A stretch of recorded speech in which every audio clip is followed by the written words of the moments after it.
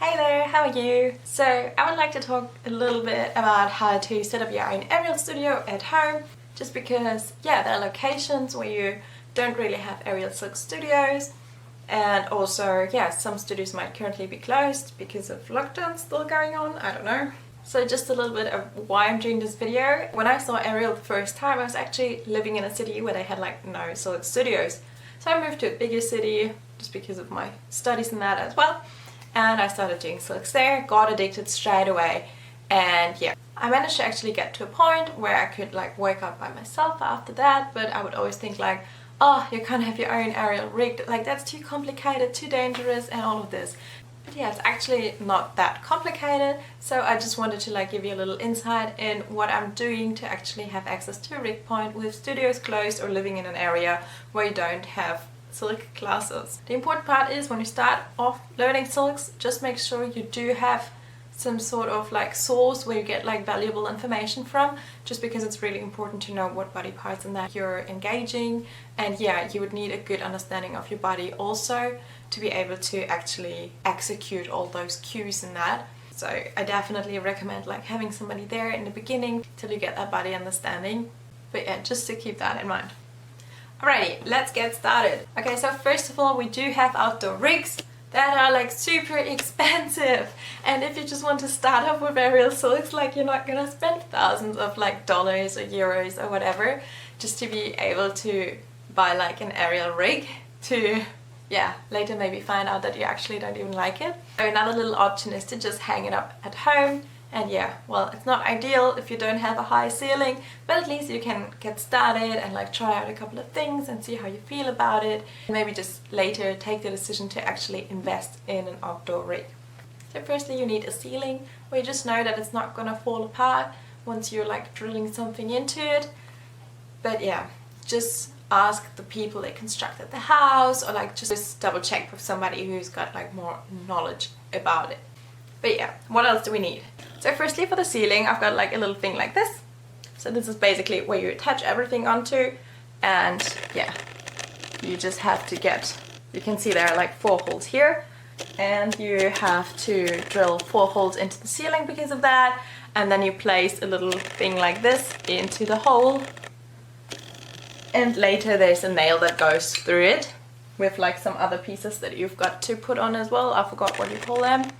But anyway, so you're placing it in, and the thing that's up here will expand, and that's how it's holding onto the ceiling. So all you need is to do like those 4 little holes.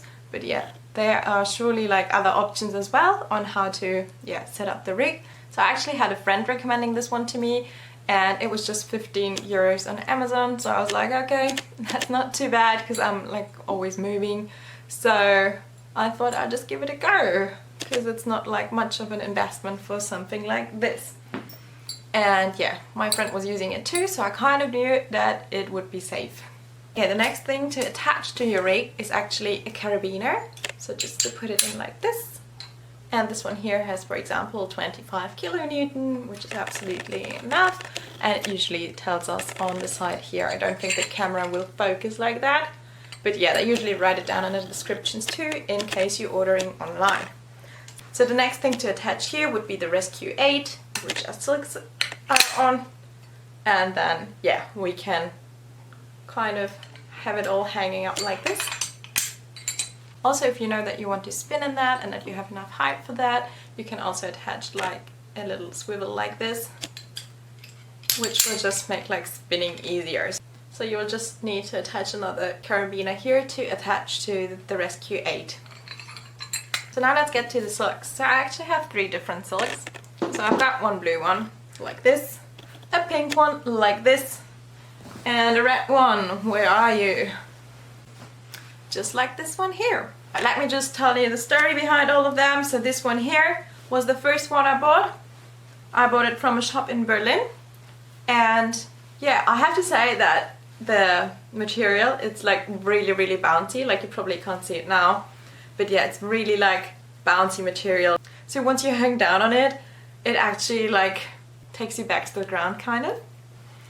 So I think the red one's around 14 meters, and I think it was like 80 euros or something that I paid for that. So I just got this one for Christmas from my parents, and then I went overseas and then lockdown hit, so I was in a different country and I didn't have the silk on me because I was like, it's not worth it to take it over just for a holiday. And that's why I didn't really get to use this until a lot later. And the silks here became my first silks.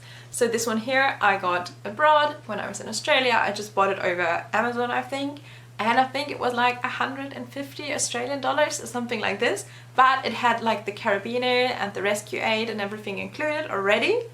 And also this daisy chain here. So we just had like a little construction outside where I could just hang on the daisy chain. Like I would just like pop it around like a wooden thing like that and then just attach the silks onto it. So it's 10 meters long, and this was definitely enough for outside there where I had like about 4.5 meters, and for at home like with 3.5 meters or whatever this is here, this is definitely enough. So this one is actually more of like a fabric like for the aerial yoga, and I've got to say I'm really happy that I don't have a longer one like this, because it's really good for at-home workouts because you can do conditioning really well on it. Like it's not really bouncy, but yeah, because the material is like really weird, it's like kind of a little bit exhausting to hold on to it, but you get used to it. In the beginning I was like, I'm gonna die, I can't use this, but yeah, then I just got used to it. But yeah, I also have to say that if you like always wrap your hands for like conditioning exercises, just to like do a lot of inverts in a row and to not slide down while you're doing them, it actually destroyed my whole skin here. Like it's really dry and like really rough, but only like those little spots where you have it wrapped.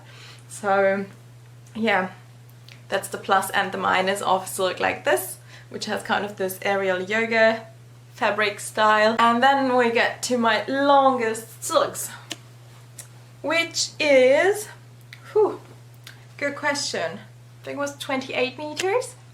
So when I say 28 meters or 14 or whatever, it actually means that we're still halving it, because yeah, basically we need like the silk on both sides. So this is 14 meters in length. I needed this long length just to be able to take some pretty photos on bridges and that. I do have to say that it's a little bit annoying that it's so long because it's so heavy because of this. And yeah, but I do have to say that like the material is actually kind of like a mixture of those two. Like it feels a lot nicer than the blue one because it's not this aerial yoga type of fabric. But then at the same time, it's not like super bouncy. So it's just like somewhere in the middle between red and blue. So this one here I've got from like a Spanish shop, and I got it there because I really love the color. And yeah, at the shop where I got the red one at, they didn't have any nice pinkish colors, and I just love pink.